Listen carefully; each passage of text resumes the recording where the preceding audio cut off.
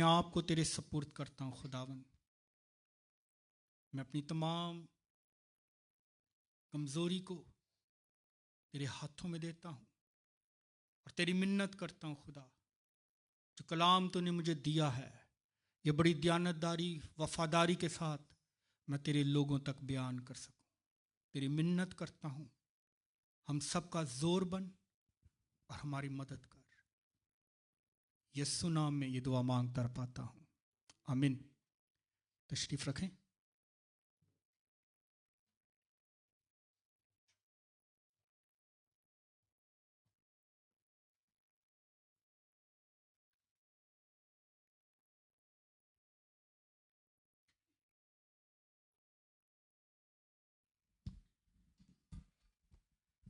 Hallelujah. खुदा उनके कुदूस बाबरकत नाम में आप सबको सलाम। Word of life south Asian में आपको खुश आमदीद। कितने लोग खुश हैं आज? Praise God. लेकिन उसकी हजूरी में कामिल शादमानी है। उसकी हजूरी में, जोर से बोलें, कामिल शादमानी है।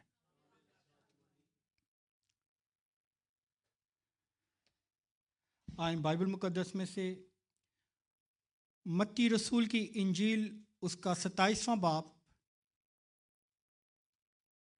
Matthew chapter 27,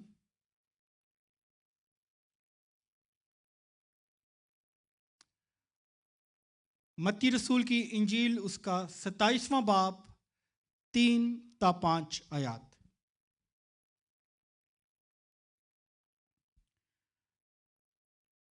Matthew 27 verse 3 to 5। खुदावंद के कलाम में लिखा है, जब उसके पकड़वाने वाले यहूदा ने ये देखा कि वो मुजरिम ठहराया गया तो पछताया और वो 30 रुपए सरदार काहिनों और बुजुर्गों के पास वापस लाकर कहा, मैंने गुनाह किया कि बेकसूर को कत्ल के लिए पकड़वाया। उन्होंने कहा, हमें क्या, तू जान।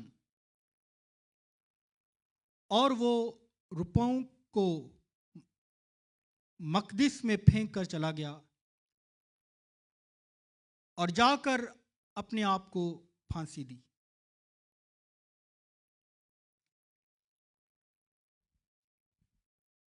वाकया आज से 2000 साल पुराना है।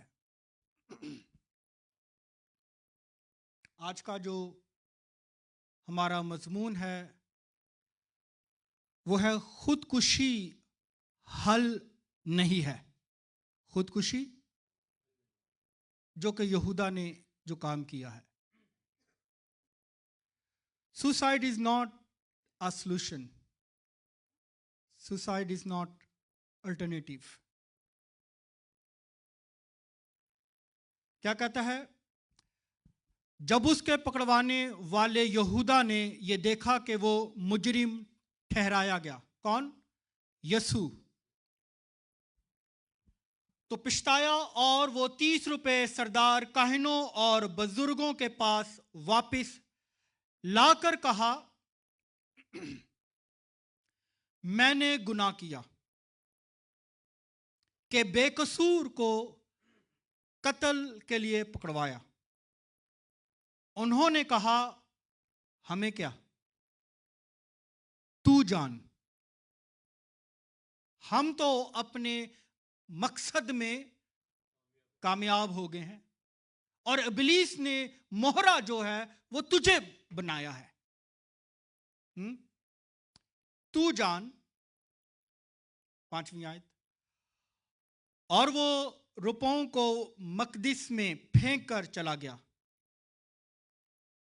और जाकर अपने आप को फांसी दी। यहूदा इस्करियोती वाहिद शख्स था, शागिर्द था जो गलीली ना था।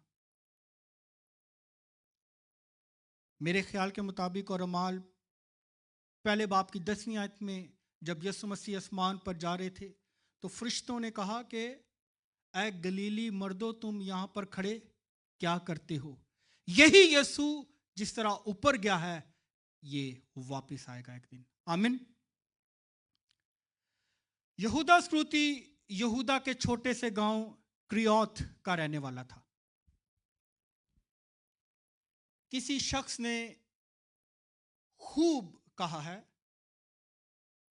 कि किसी माहिर प्रोफेसर, आम प्रोफेसर की बात नहीं हो रही, मेरे लफ्जों पर गौर करें, माहिर प्रोफेसर से आधे घंटे की क्लास पढ़ लेना 100 किताबों के पढ़ने से बेहतर है। क्योंकि उस माहिर प्रोफेसर में इंसाइक्लोपीडिया है। आमीन।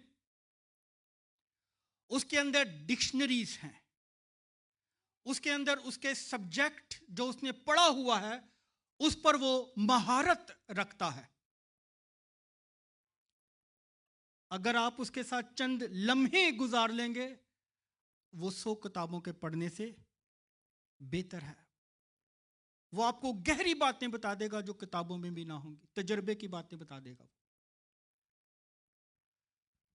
मसीह का शागिर्द यहूदा स्क्रूती माहिर कारीगर आलमे दो जहां के साथ 3 बरस से है।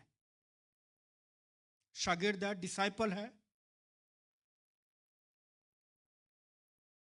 फकी फरीसियों से उसने तालीम नहीं ली बल्कि मसीह के साथ वो बैठा है। आमीन। फकी फरीसी आलम थे, आलिम हैं, लेकिन उन्होंने मदरसों में तालीम दी है। मसीह खुदावन ने सड़कों पर, गांव गोठों में मुनादी की है और लोग ये गवाही देते हैं और कहते हैं ये कौन शख्स है जो साहिब इख्तियार की तरह तालीम देता है। साहिब इख्तियार की तरह ये तालीम देता है और इसके इख्तियार को, इसकी बातों को बदरूहें भी मानती हैं और जब वो उनको झिड़कता है तो वो निकल जाती हैं। आमीन। ऐसा इख्तियार रखने वाला उस्ताद, माहिर कारीगर, आलमे दो जहां यहूदा स्क्रूती ने मसीह की तालीम को सुना लेकिन कबूल ना किया। आज भी कलीसियाओं में लोग बैठे रहते हैं, तालीम सुनते रहते हैं, वो कहीं भी हैं, वो उस तालीम को, जो मसीह की तालीम, उसका जो बीज बोया जाता है, वो उसे कबूल नहीं करते। वो खाली आते हैं, वो दुनियावी बातों को लेकर, दुनियावी सोचों को लेकर, अपने बोझ को लेकर जिस तरह आते हैं वो वैसे ही वापस लौट जाते हैं। यहूदा स्क्रूती ने मसीह की तालीम को कबूल ना किया क्योंकि उसके अंदर कबूलियत की रूह नहीं थी। कबूलियत की रूह नहीं है। No doubt he was chosen one, बुलाया गया है, मसीह ने चुना है, लेकिन उसके चुने जाने का भी एक मकसद था।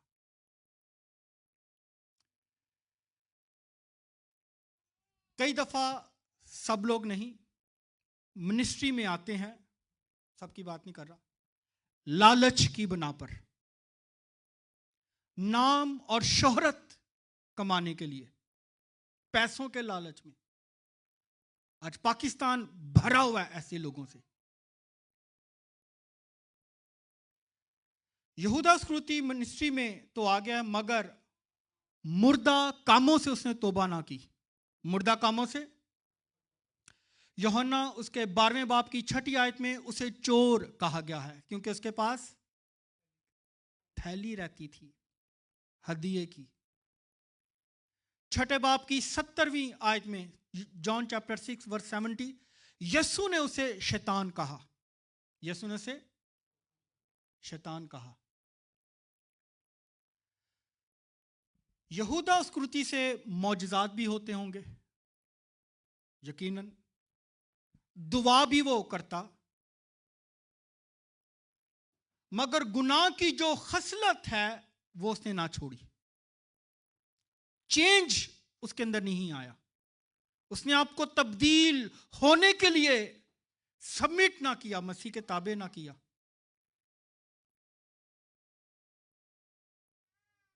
लेकिन जब वो तब्दील होना चाहा तो बहुत देर हो चुकी थी। लेकिन उसने अपने पैसे, रुपए हैकल में ही फेंक कर चला गया।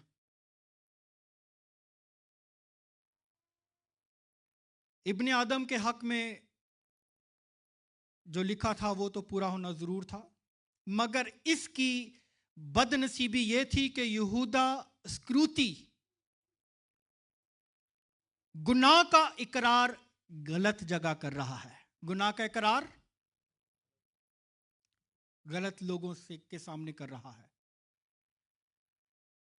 गलत लोगों के आगे कर रहा है, जो गुनाह माफ नहीं कर सकते। लेकिन इब्ने आदम को जमीन पर गुनाह माफ करने का इख्तियार है। फकीह फरीसियों के सामने इकरार करता है। लिखा है, सरदार कहनों और बुजुर्गों के पास वापस लाकर कहा, मैंने गुनाह किया। मैंने, ये गुनाह का इकरार वो यहां पर करता है। मैंने क्या किया है? मैंने गुनाह किया है कि बेकसूर को कत्ल के लिए पकड़वाया।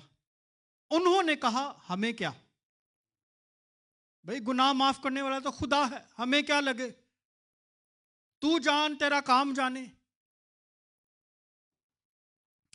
तो जो फतवा लगाने वाले थे वो गुनाह कैसे माफ कर सकते थे? जिन्होंने कोने के सिरे के पत्थर को रद्द कर दिया, तो यहूदा स्क्रूती क्या चीज है उनकी नजरों में? आमीन। यहूदा स्क्रूती अपने लिए, अपने किए पर पशेमान है, गिल्ट है। उसके अंदर एक खौफ, माशरे का खौफ अंदर दौड़ता है। अब माशरा जो है वो मुझे कबूल ना करेगा। माशरा मुझे, होश में आया है तो 30 रुपए भी फेंक दिए, माफी मांगी तो भी रद्द कर दी गई। हमें क्या, तू जान। मेरे ख्याल के मुताबिक जो ये लफ्ज तू जान, यानी एक जासूस है, एक पकड़वाने वाला जो सरदार कहनों का मोहरा बना है कि यीशु को पकड़वाए। सरदार कहनों को तो चाहिए था उसको भाई समेट लेते, बाजू में अपनी जगह दे देते, हैकल में बैठा लेते, भाई ये वो शख्स है, क्यों, जिसकी वजह से हमने यीशु को पकड़ाया, ये तो बहुत खास आदमी हमारा। जब उन्होंने कहा कि तू जान, ये लफ्ज जो है उसके लिए फांसी का सबब बना है, क्योंकि अब माशरा उसे कबूल नहीं करेगा। गौर से सुने, लफ्ज मार डालते हैं, बाइबल क्या कहती है, लफ्ज मार डालते हैं और रूह जिंदा करती है। रूह क्या करती है? जिंदा करती है। लफ्जों में गहराई है किसी इंसान को खुदकुशी तक ले जाने की। लफ्जों में गहराई पाई जाती है किसी शख्स को, किसी इंसान को खुदकुशी के मकाम तक ले जाने के लिए।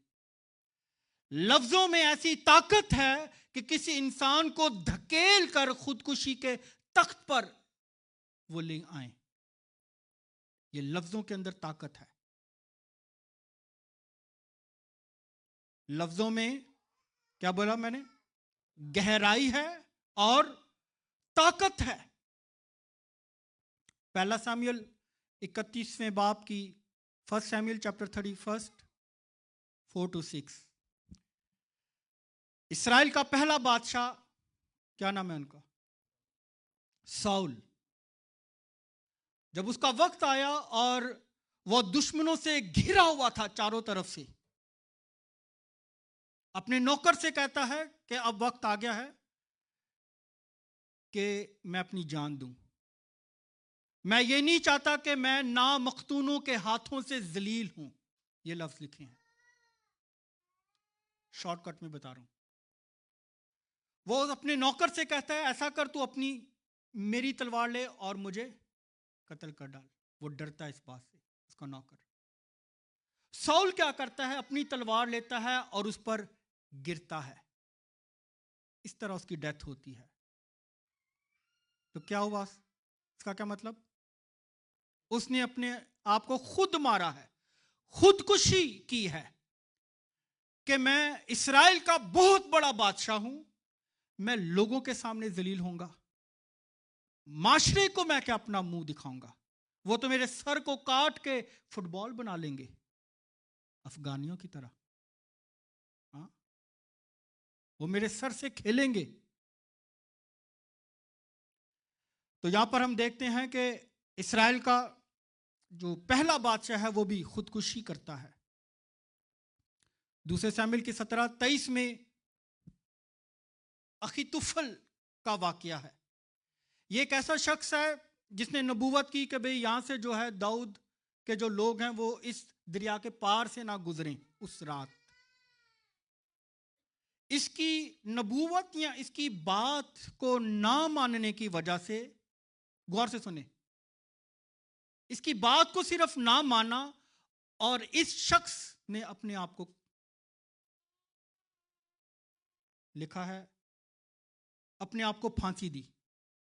इसने अपने आप को हैंग कर लिया है, सिर्फ किसी शख्स की बात को ना मानना।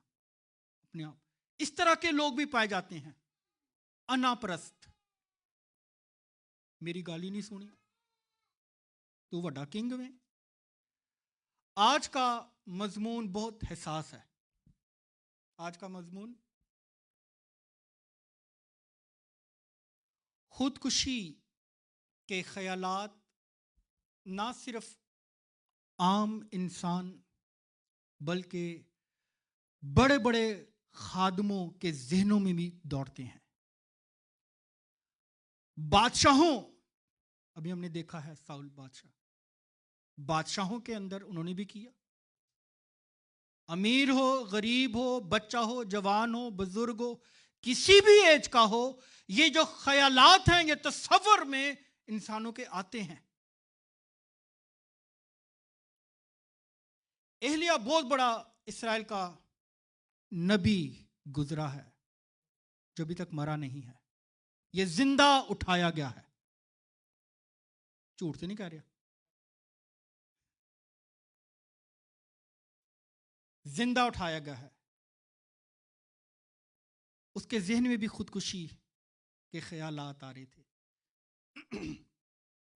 पहला सलातील उसके 19 बाब की 4 आयत में लिखा है, और वो खुद एक दिन की मंजिल दश्त में निकल गया और झाऊ के एक पेड़ के नीचे आकर बैठा और अपने लिए मौत मांगी। क्या मांगी? मौत मांगी और कहा, बस है, अब तू ऐ खुदावन मेरी जान को ले ले, क्योंकि मैं अपने बाप दादा से बेहतर नहीं हूं। एलिया अपने हालात की वजह से परेशान है। बाल के 450 नबियों को कत्ल करने के बाद एजबल जो है पैगाम भेजती है कि मैं जो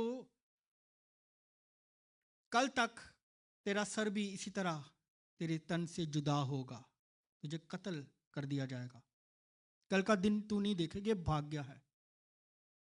अब सोचें, 450 बाल के पुजारियों को कत्ल करने वाला शख्स, मारने वाला शख्स, अब वो एक औरत से छुपता है और अपने लिए क्या करता है?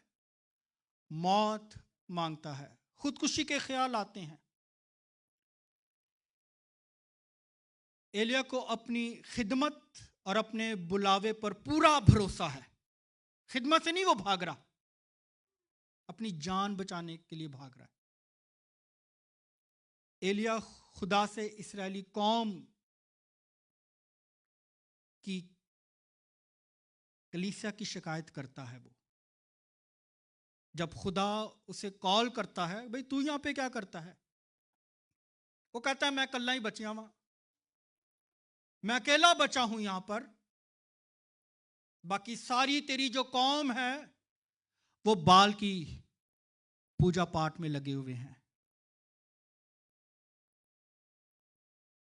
तो गौर से सुने,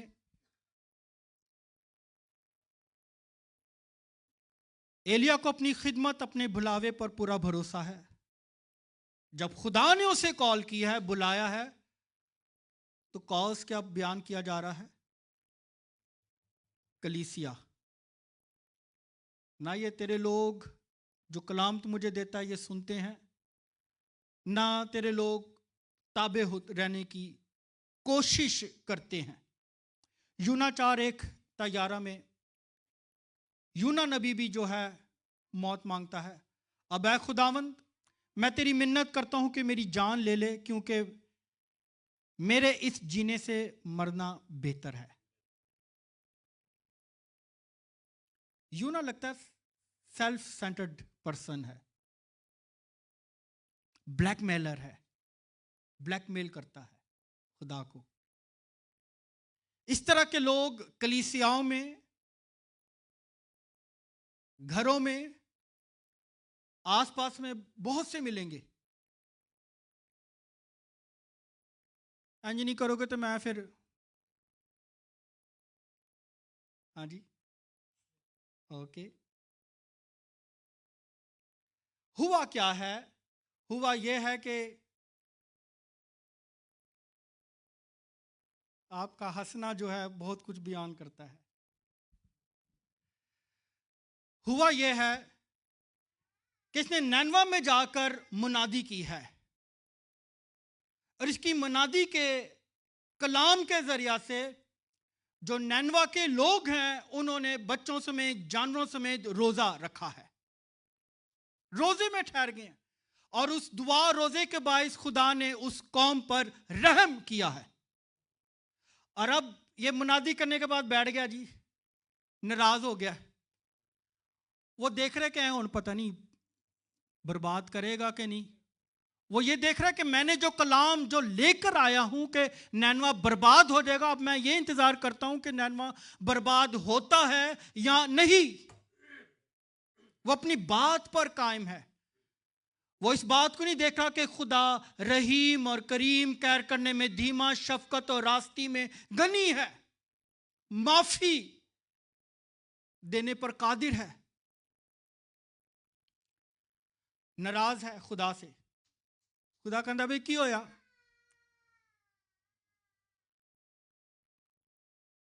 तूने मेरी बात ही नहीं सुनी। मुझे पता था कि तू इस तरह कर देगा, इसलिए मैं आ ही नहीं रहा था। मैं तो तरसीस जा रहा था, मुझे पता था।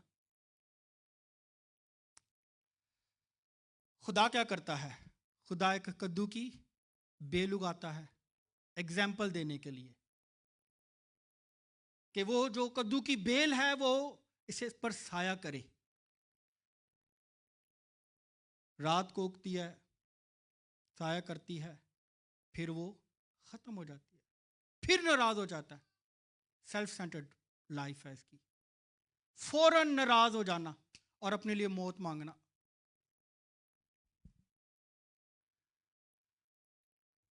इस तरह के लोग जो हैं, बात नहीं मानी, रिश्ता खत्म। हाँ जी, बात नहीं मानी, दोस्ती खत्म। बात नहीं मानी, डील खत्म। बात नहीं मानी, दाना पानी खत्म। बात नहीं मानी, अजदवाजी रिश्ता खत्म। बात नहीं मानी, शादी खत्म। बात नहीं मानी, जान खत्म। इस तरह के लोग जो हैं अक्सर हम ऐसी कहानियों को सुनते हैं।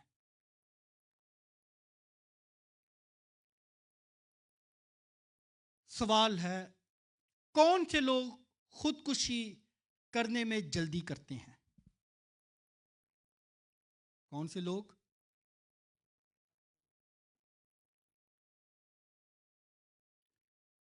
कौन से लोग खुदकुशी करने में जल्दी करते हैं और कर भी लेते हैं? पूरे वर्ल्ड में जो है सबसे ज्यादा खुदकुशी का जो रिकॉर्ड है किनका है? रेट किसका है? हाँ जी, थोड़ा ऊंचा बोले। मेल और फीमेल में से आदमियों की तादाद सबसे ज्यादा है।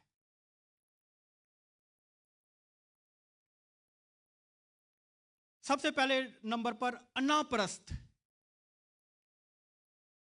इग्नोस्टिक, ईगो अंदर है, अनापरस्त लोग जो झुकना पसंद नहीं करते, जो अपने बड़े असूल के पक्के हैं।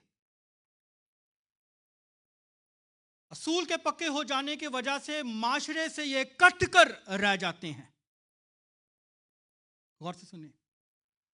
और इनके अंदर से जो है वो नेगेटिव बातें निकलती हैं।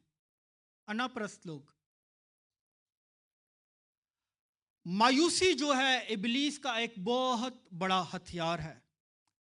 लिखा है, चोर नहीं आता मगर चुराने और मार डालने और हलाक करने, मैं इसलिए आया कि वो जिंदगी पाएं और कसरत की जिंदगी पाएं। जब इंसान तन्हा रह जाता है, अकेला रह जाता है, झुकना पसंद नहीं करता, यारी दोस्ती माशरा सब खत्म हो जाता है, उस वक्त जो है जब ख्यालात उसके नेगेटिव होते हैं,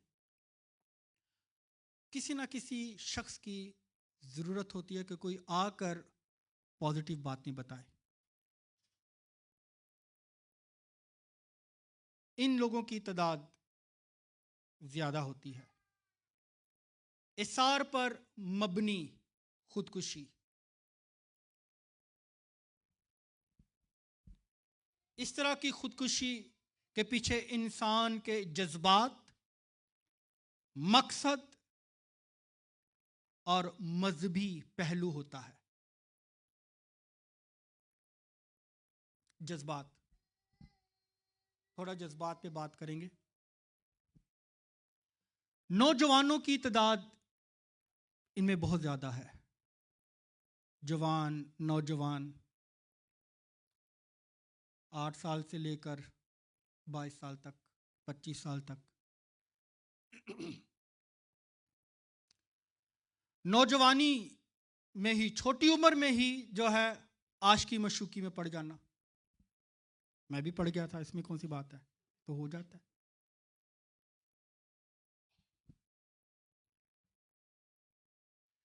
जब नाकामी दरवाजे पर दस्तक देती है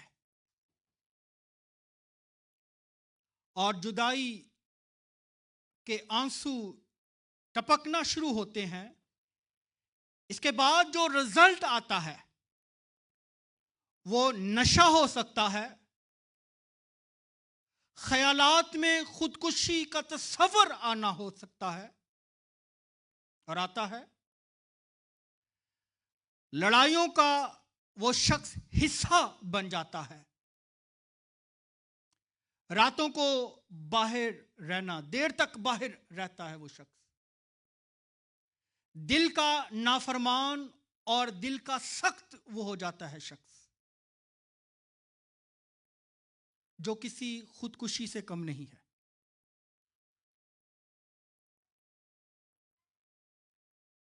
इसमें जो है जवानों की, चाहे वो लड़की हो या लड़का हो, दोनों साथ ही हैं। मजहबी पहलू से देखें, जवान लड़कों और लड़कियों के ब्रेन वॉश कर देना मदरसों के अंदर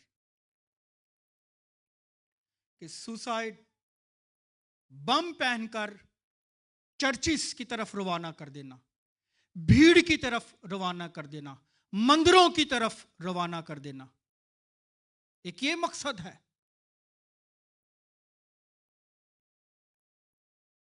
ब्रेन वॉश कैसे? काफरों को मारना सवाब है, खुदकुश हमले करवाना, काफरों को मारना सवाब है, जन्नत में तुम जाओगे। और उत्थे की होएगा? 70 हूरां मिलन गया भाई। और भाई तू सोच यार, तेरे को एक नहीं लेने दे रहे, 70 तुझे कहां मिलेंगी? एक ही हूर नहीं मिल रही तेरे को, तो यहां पर 70 हूरें।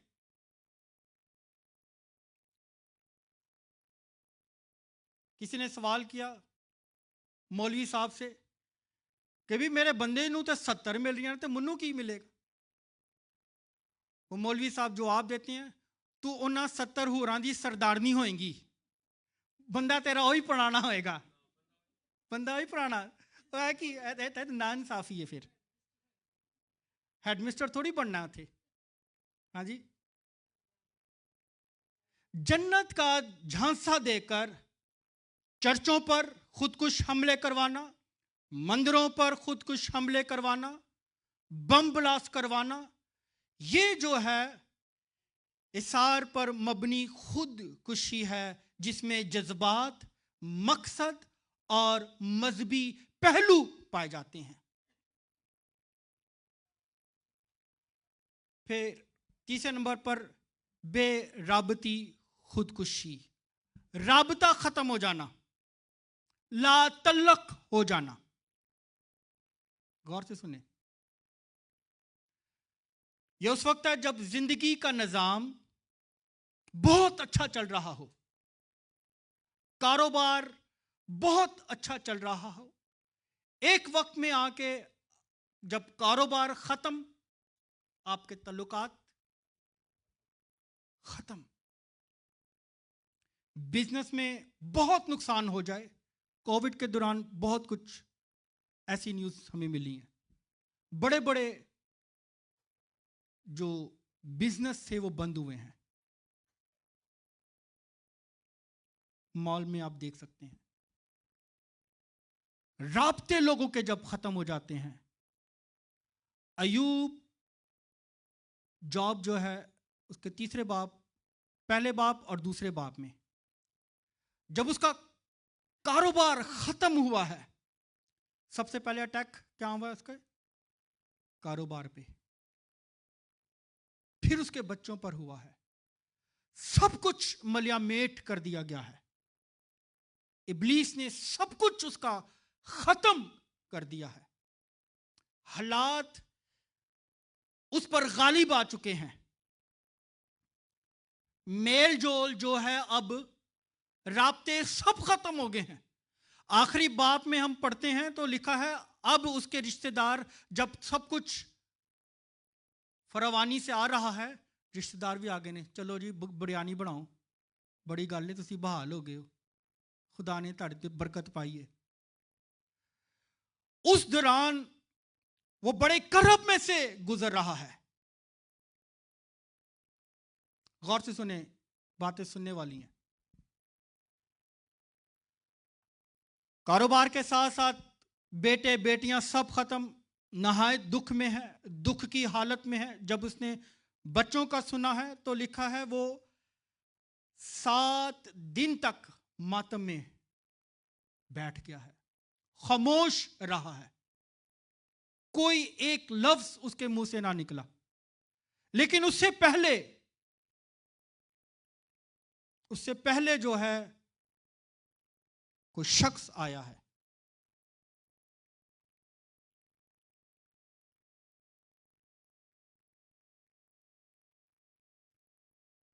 बीवी इबलीस का मुंह बनी है। बीवी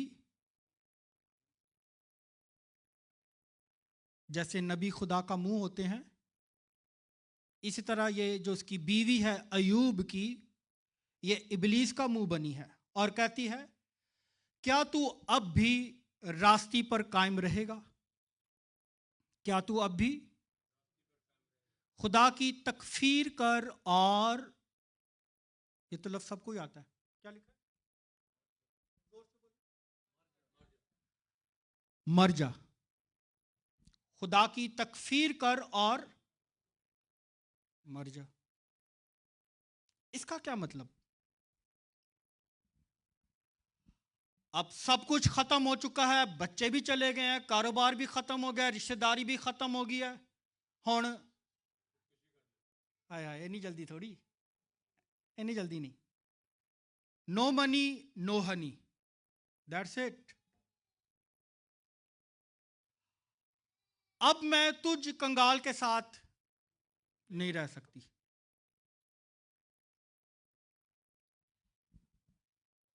ये कौन से खुदा की तू इबादत करता है जो तुझे दुखी देखना चाहता है? इस लफ्ज में बहुत गहराई है। मरजा में गुस्से में है और कहती है मर जा। जरूरत नहीं है, तू जिंदा भी मेरे लिए मरा हुआ है।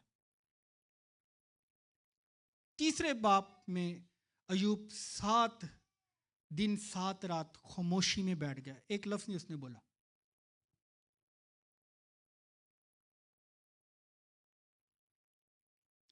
लफ्ज जो है अपने अंदर गहराई रखते हैं। क्या रखते हैं? गहराई रखते हैं। तीसरे बाप की पहली आयत लिखा है, इसके बाद मैंने अपना मुंह खोलकर अपने जन्मदिन पर लानत की। जन्मदिन पर यानी अयूब जो है अब खुदा से मौत मांग रहा है। क्या कहता है? इसके बाद मैंने अपना मुंह खोलकर अपने जन्मदिन पर लानत की और अयूब कहने लगा, नाबूद हो वो दिन जिस दिन मैं पैदा हुआ, और वो रात भी जिसमें कहा गया देखो बेटा पैदा हुआ। वो अपने जन्मदिन पर लानत करता है, तो कहता है मैं पैदा क्यों हुआ। बीवी से, रिश्तेदारों से राब्ते खत्म हो चुके हैं।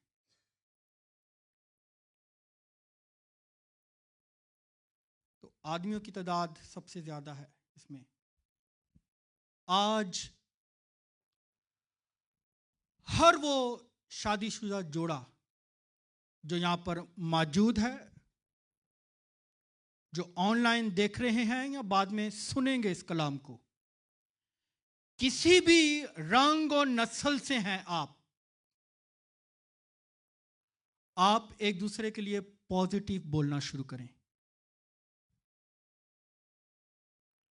जैसे मौसम बदलते हैं, हालात भी बदल जाएंगे। आमीन। बदल जाएंगे, वो बदलने की कुदरत रखता है। पॉजिटिव इकरार करें, एक दूसरे को बरकत देना शुरू करें।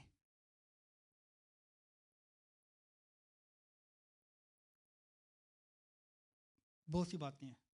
नंबर 4, जबरी या पाबंदी में रहने वाला शख्स खुदकुशी का शिकार बन जाता है। पाबंदी,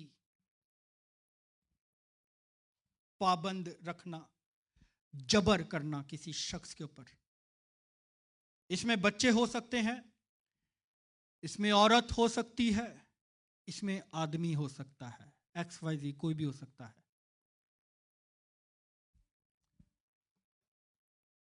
बच्चों पर हद से ज्यादा दबाव या पाबंदी बच्चों को मां बाप से दूर करती है। मैं ये हरगिज नहीं कह रहा कि बच्चों पर सख्ती ना की जाए, की जाए, लेकिन किसी हद तक, कि वो बागी ना हो जाए। हर वक्त नहीं, क्योंकि इब्लीस जो है उसको मालूम है कि इनके ज़हन, इनका दिल जो है वो कच्चा है, ये फौरन बदलेंगे।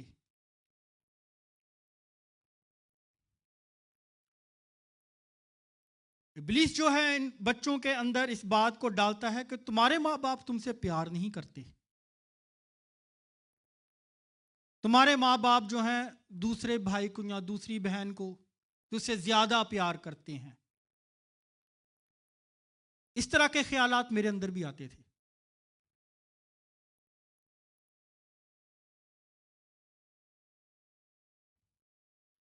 इब्लीस जो है बच्चों के अंदर खुदकुशी के ख्यालात डालता है। बच्चे जो हैं वो दूसरों के अंदर खुशी ढूंढना शुरू करते हैं। बच्चे जो हैं अपना रास्ता बनाने की कोशिश करते हैं। बच्चे उस घुटन को महसूस करते करते सहते सहते जब तंग आ जाते हैं, फिर वो ब्लास्ट होना शुरू होते हैं।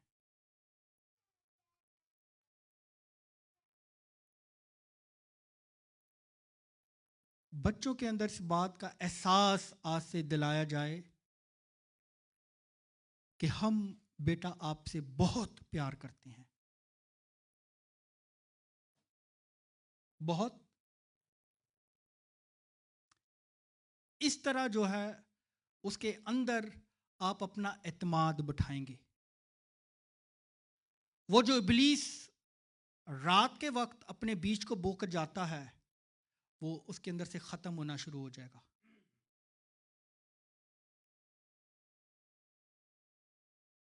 देखें, ये जो हमारी जानें हैं ये बहुत कीमती हैं, और बाइबल जो है वो खुदकुशी करने की इजाजत नहीं देता।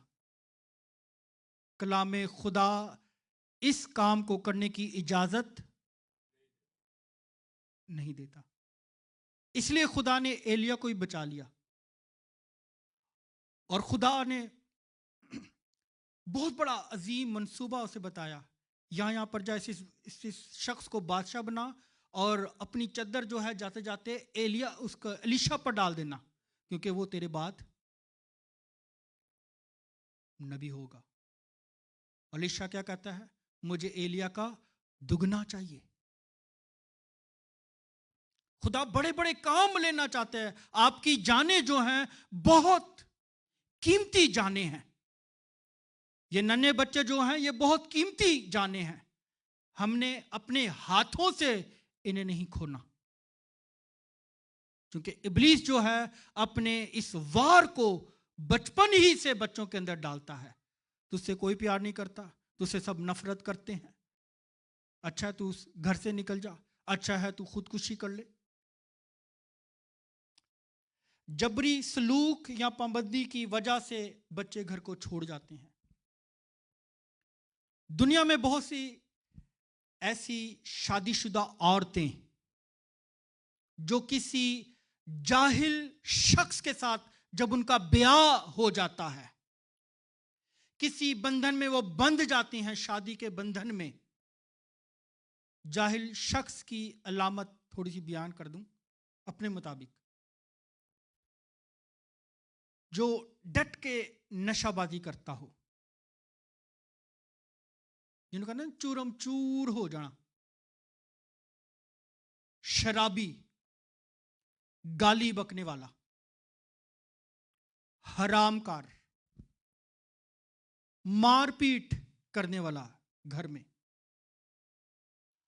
कामकाज ना करने वाला। एक और लफ्ज कहने पंजाबी च कामकाज ना करने वाला हड हराम। हाँ जी। ऐसे माहौल में रहने वाली जिंदगियां